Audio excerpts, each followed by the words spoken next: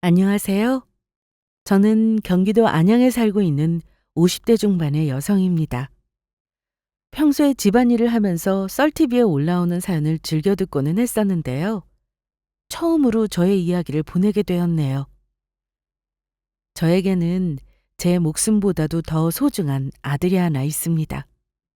남편이 떠난 뒤에 저는 그 아이 하나만을 바라보면서 힘들어서 포기하고 싶은 순간에도 억지로라도 살아갈 수 있었어요. 하지만 얼마 전 저희 모자에게는 너무나도 큰일이 있었습니다. 그 소중한 아들이 저로 인해서 파혼을 하게 되었거든요. 바로 사돈들 집에서 저를 마땅치 않게 생각했기 때문이었죠. 아직도 못난 어미 때문에 아들이 파혼하게 된 그 일만 떠올리면 아들에게 미안한 마음뿐입니다. 하지만 아들은 오히려 행여나 제가 그런 생각을 할까봐 걱정을 하는 눈치더라고요. 이 사연을 들려드리고 싶어 이렇게 글을 보내봅니다. 다들 어린 시절을 생각하면 행복했던 기억이 떠오르시나요?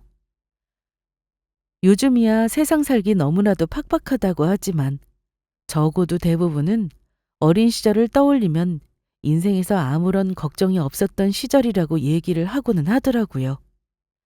하지만 저의 어린 시절은 조금 달랐습니다. 어린 시절부터 따라다니던 지긋지긋한 가난 때문에 행복했던 기억이 드물었거든요. 저희 아버지는 일용직으로 그때그때 소개를 받아 일을 했지만 벌어들이는 돈을 죄다 술과 담배 그리고 노름빚으로 탕진하기 바빴습니다. 그 때문에 어머니 혼자서 미싱을 돌리며 살림을 살고 저희 삼남매도 키워야 하셨죠.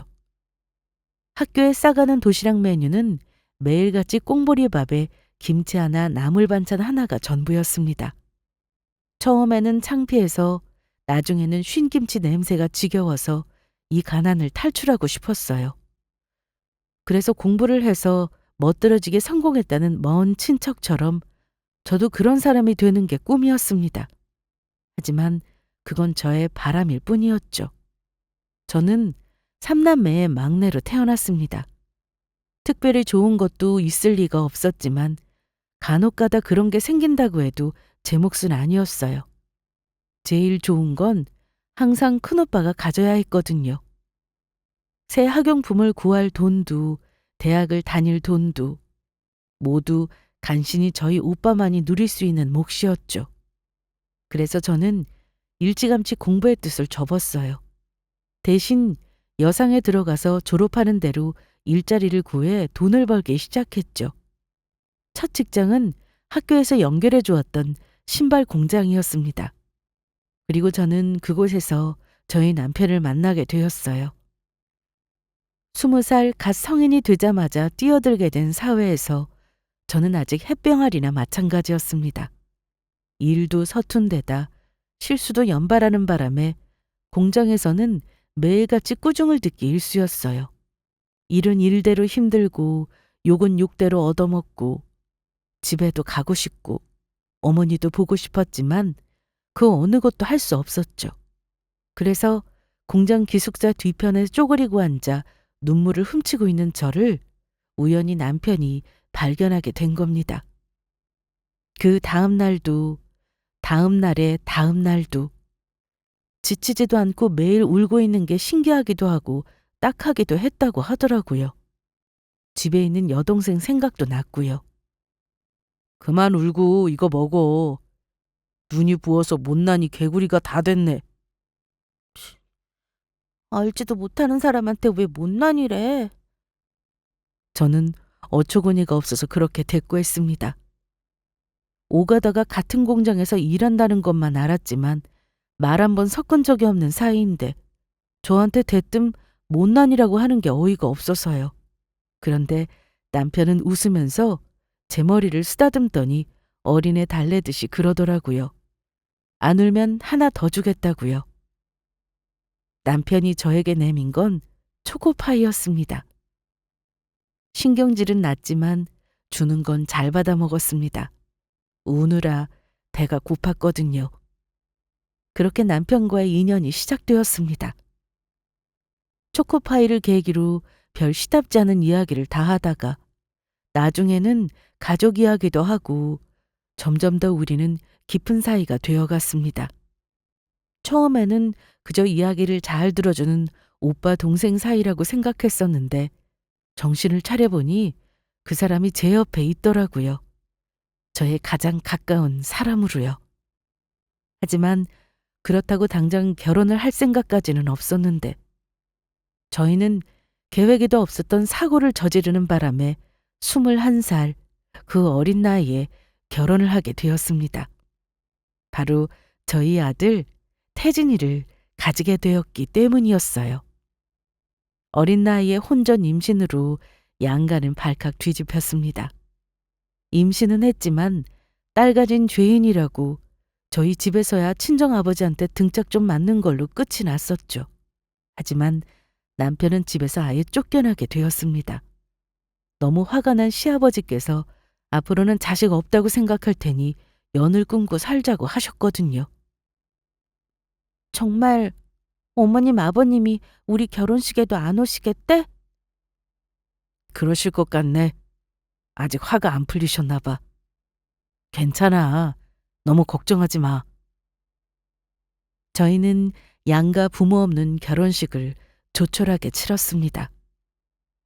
상대 쪽 부모의 불참 소식을 들은 저희 부모님도 화가 나서 안 오겠다고 하셨거든요. 양가 축복 없이 시작하는 결혼식이었어요. 슬펐지만 저희가 할 수 있는 일은 없었습니다. 그래서 그냥 정말 가까운 친구들만 불러서 식을 올렸고 공장 기숙사 대신 단칸방에 월세를 얻어 신접살림을 시작했어요. 배가 어느 정도 불러올 때까지는 공장에서 일을 했지만 만삭이 가까워져 갈 때부터는 꼼짝없이 집에서만 지내야 했습니다. 그리고 초여름이 시작할 때쯤 우리 아이가 태어났죠. 여보, 태진이 웃는 것 좀 봐. 당신 닮은 것 같아? 내가 보기에는 당신을 더 닮았어. 눈매랑 입가가 판박이잖아. 그래? 날 닮았으면 한임을 하겠는데. 이 녀석 앞으로 커서 여자께나 울리겠어. 아이는 눈에 넣어도 아프지 않을 만큼 예뻤습니다. 남편도 저도 아직 모든 것이 서투른 어린 부부였기에 실수도 많이 하고 당황하는 일도 많았어요. 그래도 아이를 키우는 일만큼은 세상에서 가장 보람된 일이더라고요. 그 무렵 즈음에 저희는 잠도 못 자고 육아에 시달리느라 몰골이 말이 아니었지만 그래도 세상을 다 가진 것처럼 행복했었습니다. 저희 세 식구가 함께 있기만 한다면 세상 두려울 것이 아무것도 없을 만큼요. 사랑하는 남편이 있고 또 존재만으로 기쁨인 아이를 키우면서 비로소 저는 유년 시절에 가지지 못했던 행복이라는 단어를 인생에서 처음으로 떠올릴 수 있게 되었습니다. 그리고 이 행복을 지키기 위해서라면 못할 것이 없다고 생각했죠. 그런데 태진이를 낳고 1년쯤 지났을 때 저는 하늘이 무너지는 것 같은 소식을 듣고야 말았습니다. 그건 저희 남편의 사고 소식이었어요. 야간 작업을 마치고 퇴근해 집에 돌아오던 남편이 음주운전을 하던 차에 치여 병원에 실려갔다는 그런 끔찍한 이야기였죠. 무슨 정신으로 병원으로 달려갔는지도 기억이 나지 않았습니다. 기억나는 건 그저 달려간 병원에서 누워있던 남편을 발견했고 그 손을 잡자 시체처럼 차가웠다는 것뿐이었어요.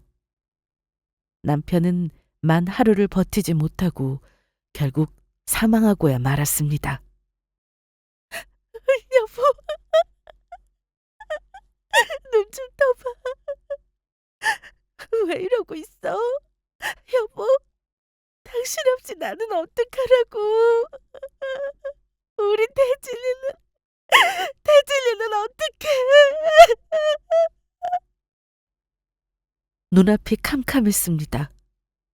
남편은 금방이라도 자리를 털고 일어나 저를 향해 웃어줄 것만 같았어요. 하지만 그런 일은 없었습니다. 남편의 장례식은 결혼식보다 더 초라했어요. 저는 그 자리에서 울다 실신하기를 반복하며 지옥 같은 시간들을 보냈죠. 더 슬펐던 것은 시댁에서 아들의 장례식조차 찾아오지 않았다는 것이었습니다. 생각해보니 저희 집도 마찬가지였네요.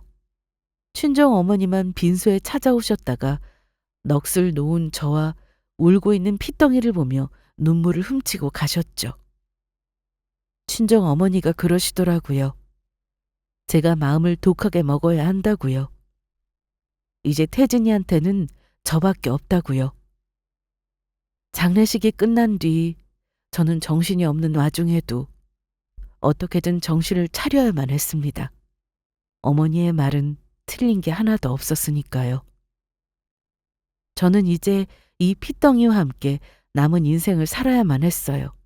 그리고 눈앞에 남아있는 건 교통사고 보상금으로 들어온 아주 약간의 돈과 살고 있던 단칸방의 보증금이 전부였습니다. 저는 태진이를 친정에 맡겨놓고 일을 구해야 했어요. 그나마 친정에라도 맡겨놓을 수 있었던 건 천만 다행이었습니다. 친정아버지는 입버릇처럼 아이를 꼴도 보기 싫다고 하셨지만 막상 이 지경이 되니 매몰차게 내쫓지는 못하시더라고요. 저는 다시 공장에 들어갔지만 교대 근무 스케줄이 아이를 보며 일하기에는 무리였습니다. 어쨌거나 아이의 주 양육자는 저여야 했으니까요.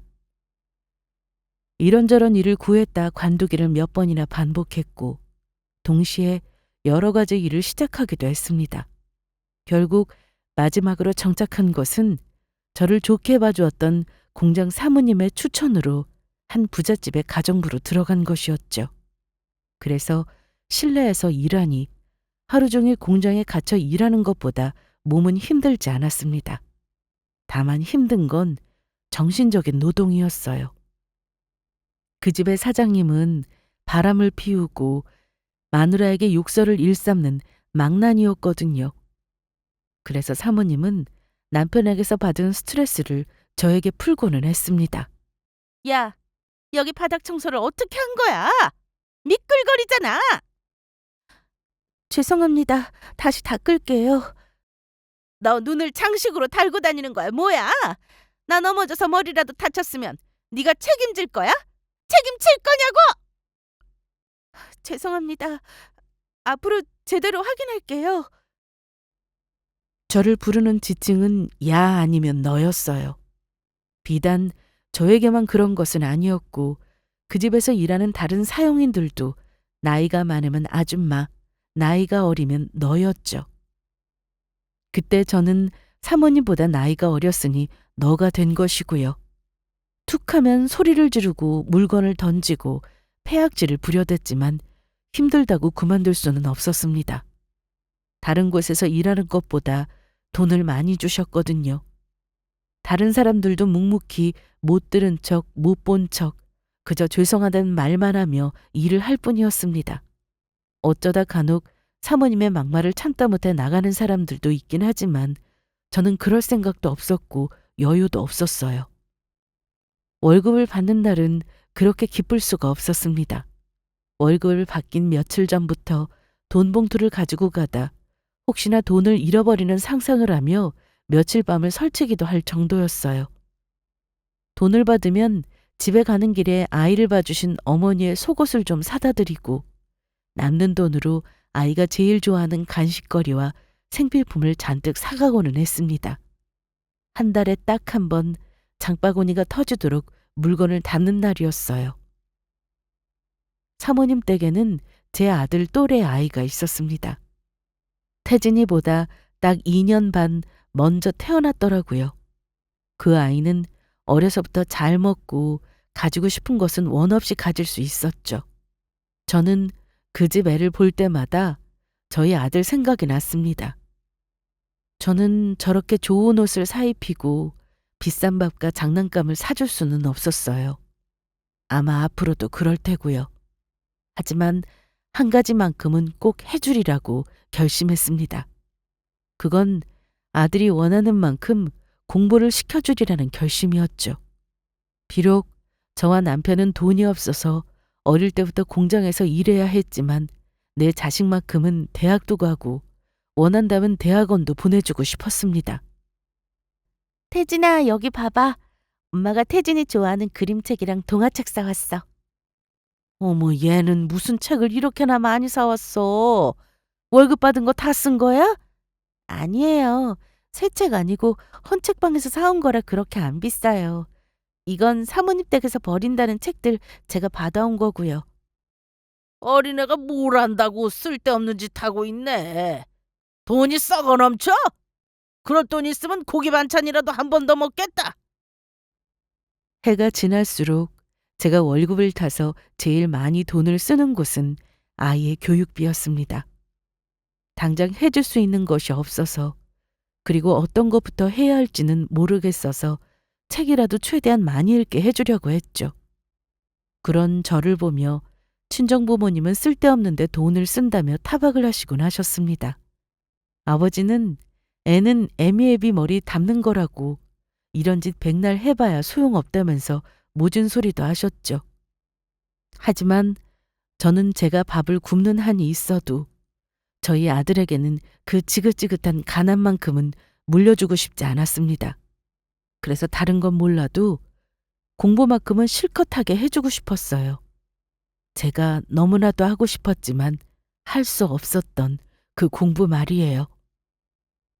엄마, 나 책 다 읽었어.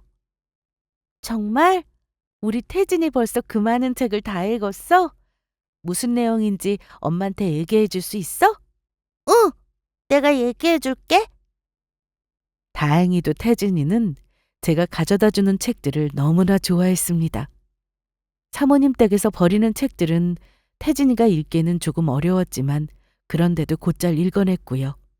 아이가 금방 흥미를 잃고 실증을 냈더라면 아마 저도 중간에 포기를 했을 것 같았습니다. 하지만 아이가 눈을 반짝반짝 빛내며 책을 읽고 열심히 하는 모습을 보니 저도 포기할 수가 없겠더라고요. 그렇게 시간이 흐르고 또 흘렀습니다. 그렇게 아이를 키우는 것이 맞는 건지, 제가 아이를 제대로 키우고 있는 건지 제대로 고민할 시간도 없었죠. 그저 하루하루 사는 것에 급급해 눈을 뜨면 돈을 벌러 나가고 팔다리 하나 움직일 기운이 없어질 때쯤 집에 돌아오는 것이 일상이었으니까요. 그 와중에도 아이는 쑥쑥 잘도 크더라고요. 코 흘리게 시절을 지나 어느새 키가 180이 넘는 고등학생이 되었습니다. 저의 간절한 기도가 통하기라도 했는지 태진이는 공부를 좋아했고 또 열심히 했어요. 없는 형편의 사준 문제집을 다 풀고 나면 지우개로 지우고 또 지워가며 몇 번을 반복해서 다시 보고는 했죠.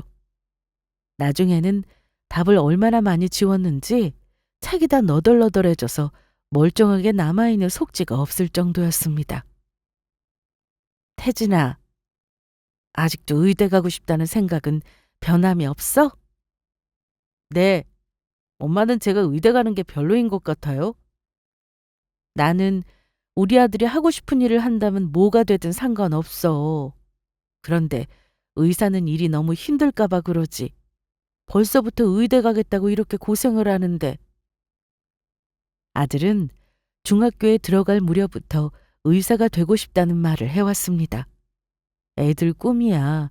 오늘 다르고 내일 다르니 변할 수도 있겠다 싶었지만 고3이 되어서도 한결같이 바뀌지를 않더라고요. 이제는 저보다 아들이 더 집에 늦게 들어오는 날들이 늘어갔습니다. 아들은 매일 코피를 흘려가며 새벽까지 공부를 했고 이불 위에 눕지도 못한 채 책상에 엎드려서 잠들기 일쑤였어요. 저는 아들이 이렇게까지 고생을 하는 게 너무 안쓰러웠습니다. 하지만 아들은 그런 저의 걱정에도 언제나 씩 웃으며 말했습니다. 제가 하고 싶은 일은 이거예요. 의사 돼서 엄마 호강시켜주는 거. 세상에, 우리 아들 어쩜 이렇게 착하지? 그런데 태진아, 엄마는 호강 필요 없어. 나는 그냥 너만 행복하면 돼. 제가 행복하려고 하는 일이에요. 엄마, 조금만 기다려 주세요. 몇 년만 더 있으면 제가 꼭 성공할게요. 아들은 마침내 그 꿈을 이뤘습니다. 학교를 1등으로 졸업하고 원하던 의대에도 들어갔고요. 의대 학비는 말도 못하게 비쌌지만 다행히도 어느 정도 대출이 가능했습니다. 시작부터 빚을 지고 들어가는 아들이 걱정되어 제가 모은 돈을 학비로 쓰라고 내밀었지만 아들이 받지 않더라고요. 오히려 이제 과외로 용돈을 벌 수 있다며 자기 걱정은 하지 말라고 큰 소리를 쳤고요. 아들 말대로 과외를 몇 개씩 하니 아들의 용돈과 책값은 걱정이 없었습니다. 하지만 의대 공부만으로도 시간이 빠듯했는데 그 와중에 아르바이트까지 하니 제대로 밥 먹고 잠잘 시간조차 없었죠. 태진아, 과외 그만해. 너 얼굴 좀 봐. 이러다 쓰러지겠어. 이 정도는 괜찮아요. 그냥 시험 기간이라서 조금 바빠서 그런 거예요. 너 과외 안 해도 엄마가 돈 벌잖아. 엄마 다시 다른 일 구하면 돼. 절대 그러지 마세요. 엄마 지금 하는 일도 그만하시라고 하고 싶은 거 참고 있는데. 아들이 대학을 들어가면서 저는 주말에만 나가던 식당 일을 그만두었습니다. 팔목과 무릎이 너무 안 좋아져서 오래 서 있기가 힘들었거든요. 대신 평일에는 계속 가정부로 일을 했고요. 하지만 아들이 저렇게 고생하는 걸 보니 차라리 팔목이 나가더라도 제가 나가서 일을 더 하는 게 낫겠다 싶더라고요. 아들은 피골이 상접해서 오히려 고3 때가 얼굴이 더 나았다 싶을 정도였습니다. 하지만 아들이 너무 질색을 하며 만류하는 바람에 그럴 수가 없었죠. 의대 6년을 마치고 아들은 수련을 시작했습니다. 이제는 과외를 할 시간도 없었지만 그래도 수련을 하는 병원에서 월급이 나와서 상황은 전보다 훨씬 나아졌죠. 인턴과 레지던트 전연차 때에는 집에도 들어올 수 없을 정도로 바빴습니다. 저도 아들 얼굴 못 본 지가 몇 달씩 될 정도로요. 병원에 속옷이며 반찬을 갖다 주면서 5분, 10분 보는 게 고작이었어요. 너무 오랜 시간 고생만 하는 것 같아서 마음이 아팠습니다. 이럴 줄 알았으면 저 힘든 공부는 시키지 말 것을 하는 마음만 들더라고요. 29살, 레지던트 3년차가 되었을 때 아들이 드디어 연애를 시작했다고 말했습니다. 친구를 통해서 건너서 소개를 받았다고 하면서요. 아들의 첫 연애였습니다. 아들의 행복한 얼굴을 보며 저는 너무 기뻤어요.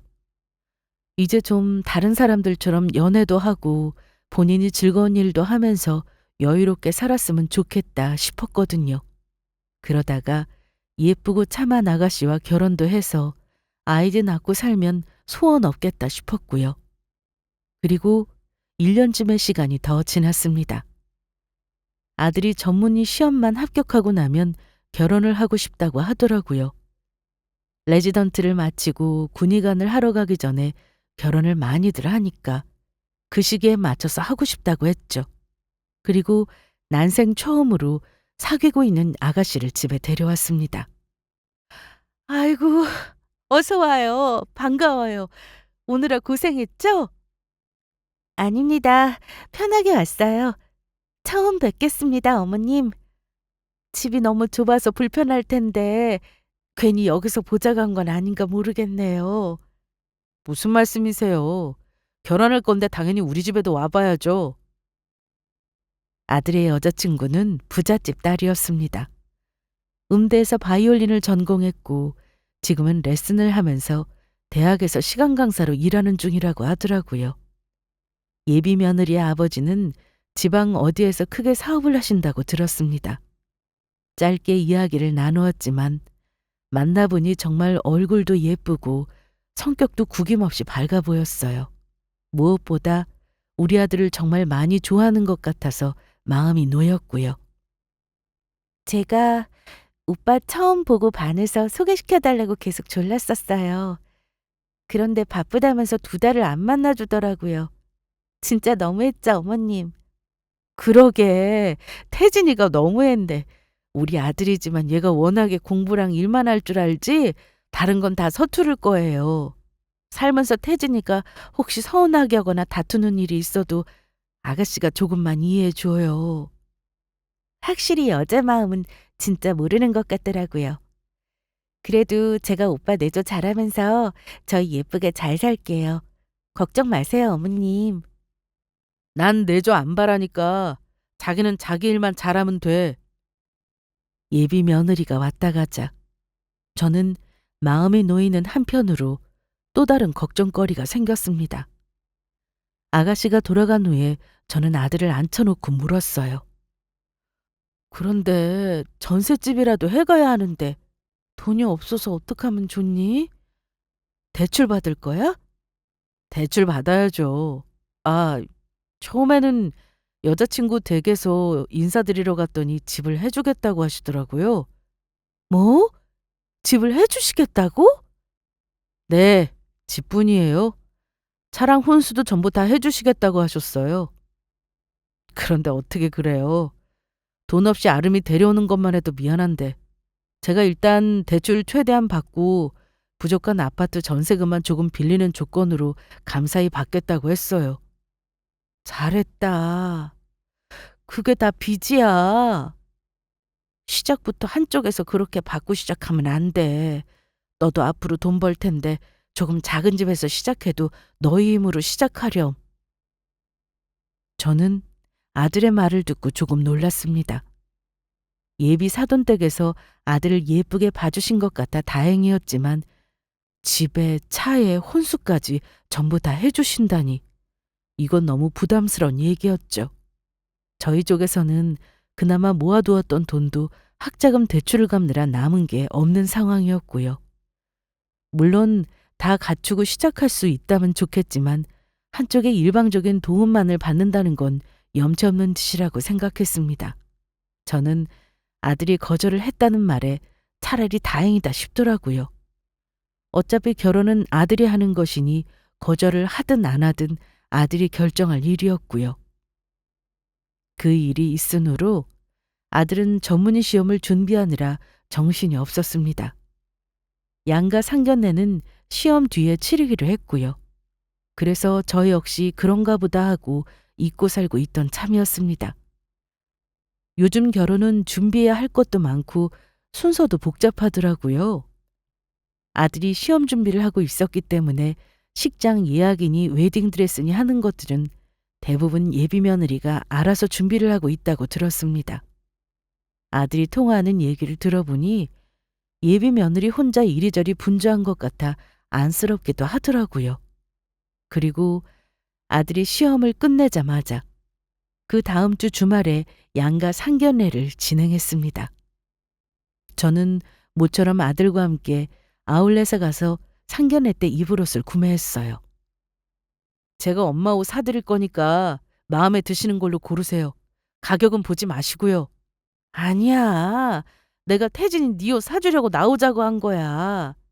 저 이제 돈 벌잖아요. 어머니 옷은 제가 사드릴 거예요.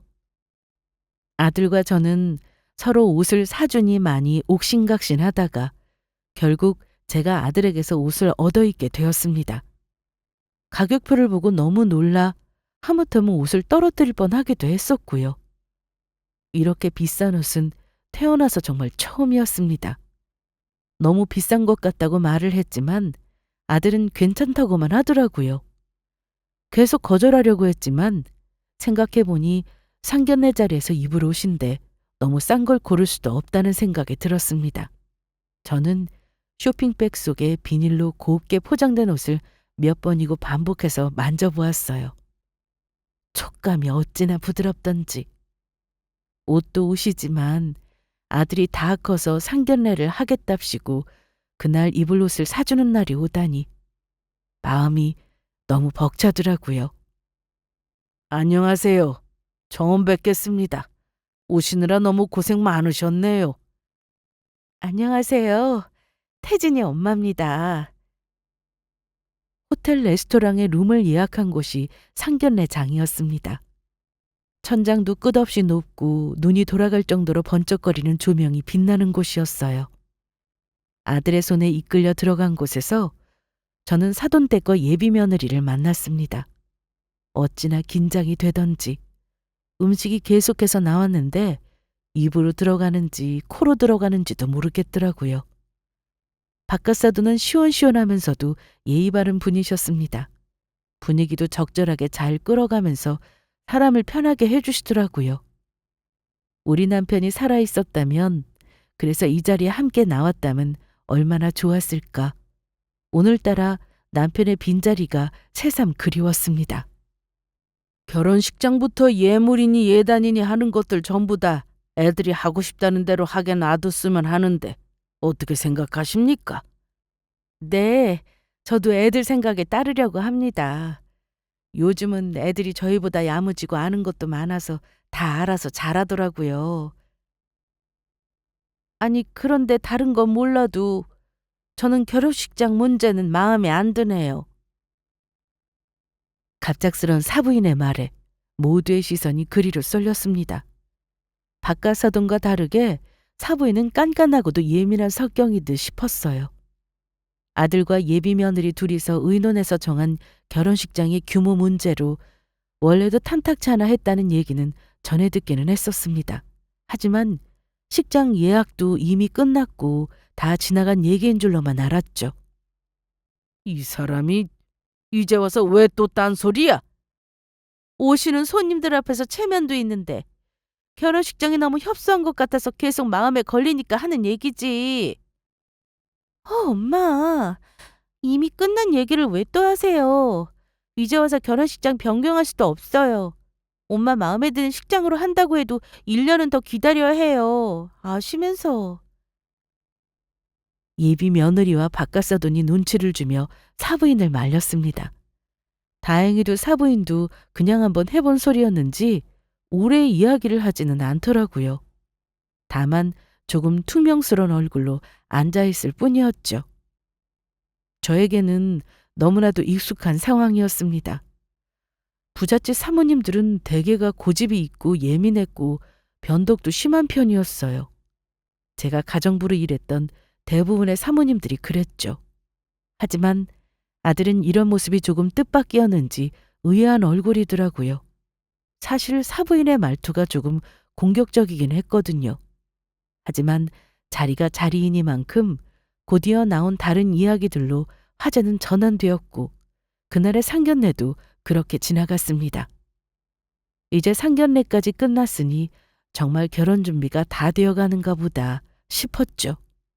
그런데 문제는 그 뒤에 발생했습니다. 뜻밖의 사부인에게서 연락이 온 것이었어요. 모르는 번호로 전화가 걸려와서 받았더니 잠깐 시간 내어 만날 수 있겠냐고 하시더라고요. 저는 의아해하면서 그 자리에 나갔습니다. 이렇게 갑자기 나오시라고 해서 놀라셨죠? 아닙니다. 솔직히 갑자기 연락을 주셔서 조금 놀라긴 했는데 이렇게 사부인 거 따로 뵙는 것도 좋네요. 제가 뵙자고 한 이유는 아이들 집 문제 때문에 상의될 일이 있어서예요. 아무래도 이런 이야기는 여자들끼리 나누는 게 나을 것 같아서요. 그리고 저는 그 자리에서 뜻밖의 이야기를 들었습니다. 우리 아름이 통해서 태진이 형편은 들었습니다. 집도 어려웠고 학자금 대출을 갚느라 레지던트 하면서 모은 돈은 다 썼다고요? 네, 죄송하게도 그렇게 됐네요. 아이 아빠 먼저 떠난 이후로 제가 애를 혼자 키우다 보니 태진이가 고생을 많이 했는데도 사실 아직 결혼 준비라고 할 만한 것은 부족한 상황입니다. 네. 솔직히 딸 가진 입장으로 있는 집에 시집 보내고 싶은 심정이지만 없는 걸 어떻게 하겠어요? 다만 저희는 태진이가 어렵게 자랐어도 애가 참 반듯하니 착하고 우리 딸에게도 잘해주는 것 같아서 마음에 들었습니다. 의사인 것도 마음에 들었고요. 그래서 집을 해주겠다고 했더니 글쎄 전셋집은 대출을 받겠다고 하더라고요. 하지만 그게 다 빚 아니겠어요? 아, 네. 태진이한테 이야기는 들었습니다. 그래서 말인데 사부인께서 태진이를 좀 설득을 해 주셨으면 좋겠어요. 다른 건 다 안 받겠다고 할 테고 집만이라도 해 주고 싶네요. 태진이는 안 받겠다고 해도 그 집에 본인 혼자 사는 것도 아니고 우리 딸도 같이 살 거 아니겠어요? 결혼 전에 빚으로 시작해봐야 우리 딸 고생만 하는 거고 있는 돈으로 부모가 뭐라도 더 해주고 싶은 마음은 사부인도 잘 아실 거라고 생각합니다. 사부인의 말도 일리가 있기는 했습니다. 부모가 자식 걱정하는 마음이야 저도 누구보다 잘 알고 있었고요. 내가 돈이 있는데 자식이 힘들게 사는 꼴을 보고 싶은 부모가 어디 있겠어요? 더군다나 애들 계획대로 적은 돈만 지원받고 나머지는 대출로 해결하려면 작은 전셋집에서 시작해야 할 텐데 평생을 넓고 좋은 집에서만 편하게 살아온 예비 며느리에게는 불편한 점이 한두 가지가 아닐 거라는 생각도 들었습니다. 사부인 말씀은 저도 잘 이해하고 있고 감사히 받겠습니다. 그 문제는 제가 태진이와 다시 한번 얘기를 잘 나눠보도록 할게요. 그런데 그 전에 꼭 드리고 싶은 말씀이 있습니다. 네, 편하게 말씀하세요. 잠시 뜸을 들이던 사부인이 곧이어 작은 한숨과 함께 충격적인 이야기를 꺼냈습니다.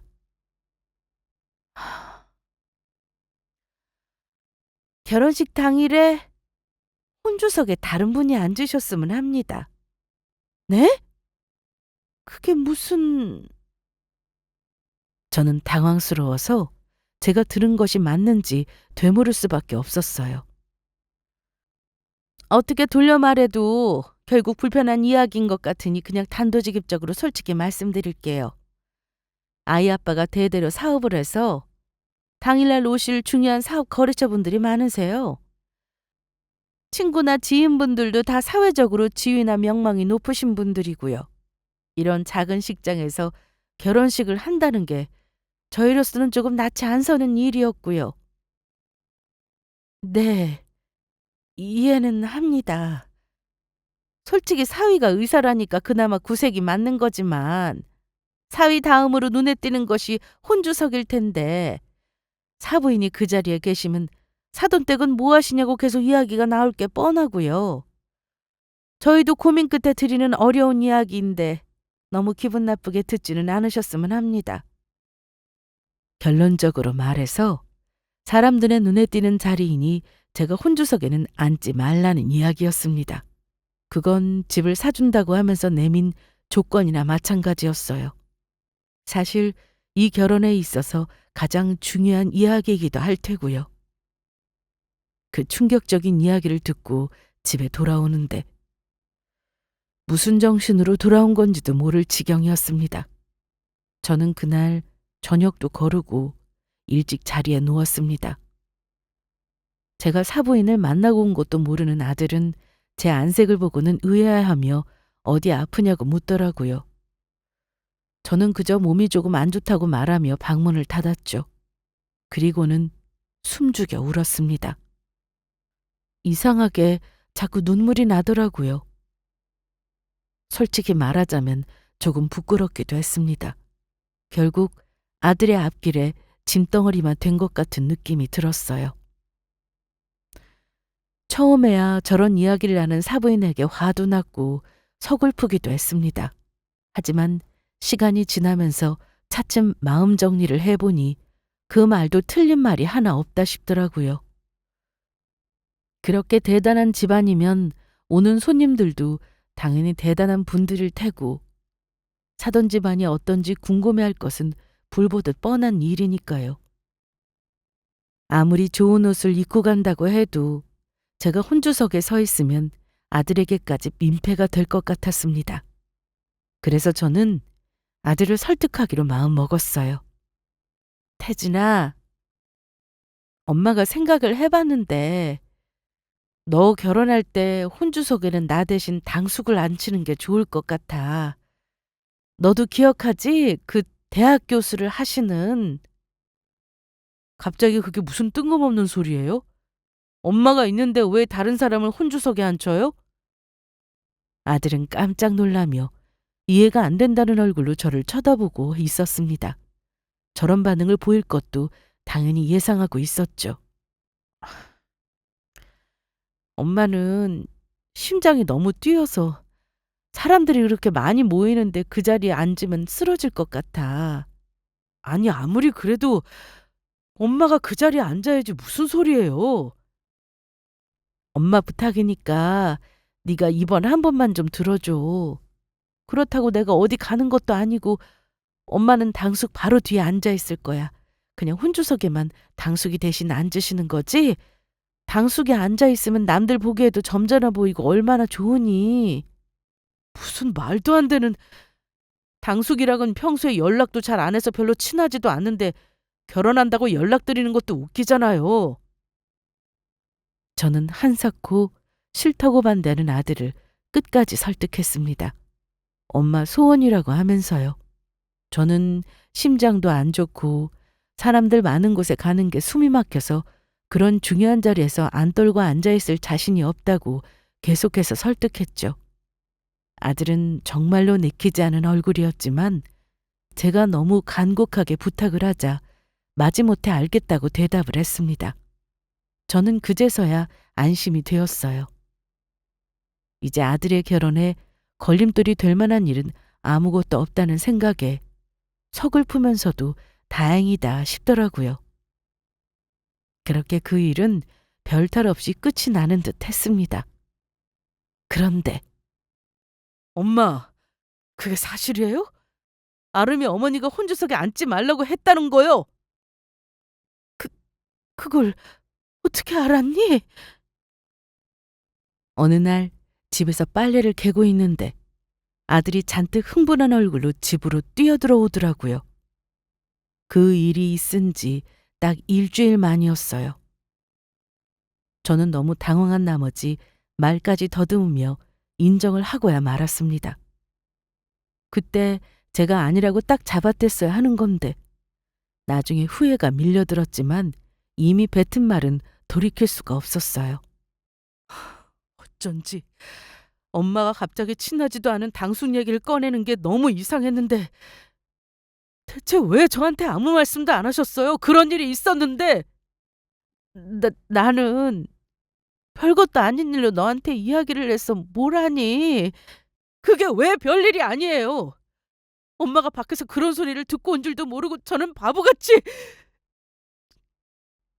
아들은 얼굴이 새빨개진 채로 두 눈이 눈물까지 고이고 있었습니다. 저는 너무 당황스러웠어요.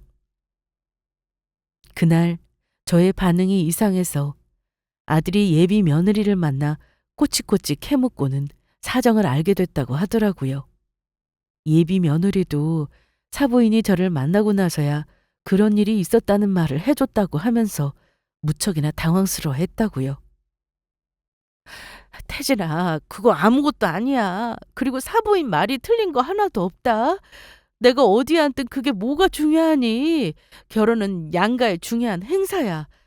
사돈댁에서 불편하다면 서로 맞춰주는 게 당연하고. 아니요. 저는 엄마가 혼주석에 앉으시는 게 왜 저쪽 집안에 불편한 일인지 도저히 이해가 안 돼요. 이해하고 싶지도 않고요. 저 이 결혼 안 하겠습니다. 태진아. 아들은 그 길로 다시 집을 뛰쳐나가 버렸습니다. 놀란 제가 아들을 잡으러 달려나갔지만 이미 사라지고 난 이후였어요. 나중에 들어온 아들에게 물어보니 이미 예비 며느리에게 파혼 통보를 했다고 하더라고요. 저는 도대체 왜 그랬냐고 아들의 어깨를 때리며 눈물을 흘렸습니다. 이제라도 빨리 다시 가서 실수했다고 말하라고요. 하지만 아들은 완강했어요.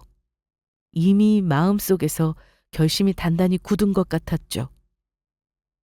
저는 그날부로 자리를 싸매고 누워버렸습니다. 저 때문에 아들의 결혼을 결국 망쳐버린 것이었어요.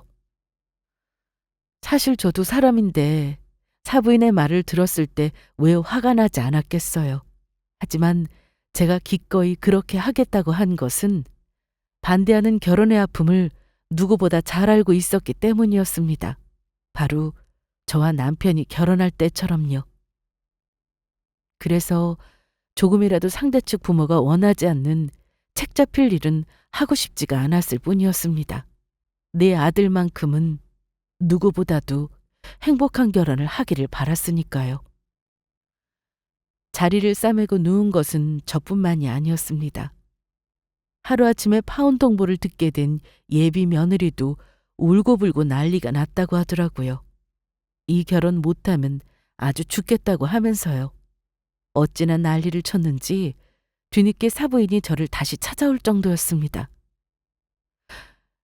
죄송합니다, 사부인. 제가 그날은 말이 지나쳤던 것 같습니다. 아, 제 말은 그런 뜻이 아니었는데. 아닙니다. 괜찮습니다. 태진이 너도 참 그 한마디 때문에 이렇게까지 난리가 날 일이니? 우리 아름이랑 정이 그것밖에 안 돼? 애가 지금 죽겠다고 밥도 안 먹고 자리에 누워만 있어. 사부인의 말에 저는 깊은 한숨만 나왔습니다. 이제라도 아들이 마음을 돌리기를 원하는 건 누구보다도 저였으니까요. 하지만 태진이는 사부인의 그 말을 듣고 오히려 코웃음을 치더라고요. 죄송한데 아름이를 생각하셨으면 오히려 그런 말씀 못 하셨습니다. 그리고 정말로 할 말이 있으셨다면 저희 엄마가 아니라 저를 통해서 하셨어야 했고요. 이 결혼 없는 일로 하겠습니다. 아, 아니, 이렇게까지 미안하다고 사과했는데 끝까지 이렇게 해야겠니? 혼주석 문제는 없던 걸로 하자니까. 돌아가 주십시오. 더 이상은 드릴 말씀이 없는 것 같습니다. 사부인은 기가 막힌다는 얼굴로 입을 떡 벌리고 아들을 쳐다보더라고요. 저도 아들이 이렇게까지 완강하게 나올 줄은 미처 생각지도 못했고요. 옆에서 아들을 같이 말려보았지만 소용이 없었습니다. 사부인은 자존심이 상해하면서도 딸 때문인지 몇 번 더 설득을 했지만 결국은 그냥 돌아갈 수밖에 없었죠. 사부인이 돌아간 후에 나중에 이 사실을 뒤늦게 알게 된 바깥사돈이 찾아왔습니다. 그리고 저를 향해 정말로 정중하게 사과를 하셨어요. 정말 뭐라고 드릴 말씀이 없습니다. 안사람이 그런 짓을 했다는 말을 두고 어찌나 화가 나고 황당하든지. 듣는 저도 이렇게 어이가 없었는데 얼마나 기가 막히셨겠습니까? 태진이 너한테도 정말 미안하구나. 내가 아름이 엄마 대신해서 사과하마. 바깥사돈의 정중한 사과는 저희의 마음을 녹이기에 충분했습니다. 정말 거듭해서 진심 어린 사과를 하셨거든요. 제가 그런 것처럼 태진이도 마침내 그 사과를 받아들였습니다. 하지만 바뀐 것은 없었어요. 사과의 말씀은 받겠습니다. 하지만 여전히 결혼은 없던 일로 하는 게 서로에게 좋을 것 같습니다. 이미 상처를 받은 상황에서 제가 아무렇지 않게 장모님이나 아름이를 대할 자신이 없어서 그렇습니다. 죄송합니다. 참... 정 그렇다면 나도 더 이상 할 말이 없구나. 설득할 면목도 없고. 알겠다. 아름이는 내가 잘 설득할 테니 걱정하지 말거라. 그렇게 아들의 첫 연애이자 마지막 연애인 줄로만 알았던 인연은 파혼으로 끝나게 되었습니다. 이렇게 되는 인연이었다면 애초에 만나지 않았던 것이 더 낫지 않았을까 싶은 생각이 들더라고요. 저는 아들이 너무 안타깝고 아들에게도 미안한 마음이 들어서 어쩔 줄을 몰라 했습니다. 하지만 아들은 그런 저를 꼭 안으며 말했어요. 엄마, 절대로 저한테 미안하다는 생각 하시면 안 돼요. 저는 엄마가 제일 중요해요. 제 인생에서 엄마보다 더 소중한 사람은 없어요. 그리고 제가 사랑하는 사람과 그 사람의 가족들도 엄마를 소중하게 생각하는 사람이어야 하고요. 그래서 파혼하는 거니까 다른 생각은 하지 마세요. 예약했던 결혼식장부터 모든 결혼 준비 절차들을 취소하는 것은 일주일이면 충분했습니다. 준비는 그렇게 오래 걸렸는데 파혼은 한순간이더라고요. 저는 대신 아들과 함께 짧은 여행을 떠났습니다. 아직 젊으니 아들에게도 진짜 인연이 나타날 거라고 생각하면서요. 인연이라는 건 언제 어떤 모습으로 나타날지 모르는 거니까요. 여기까지 들어주셔서 감사합니다.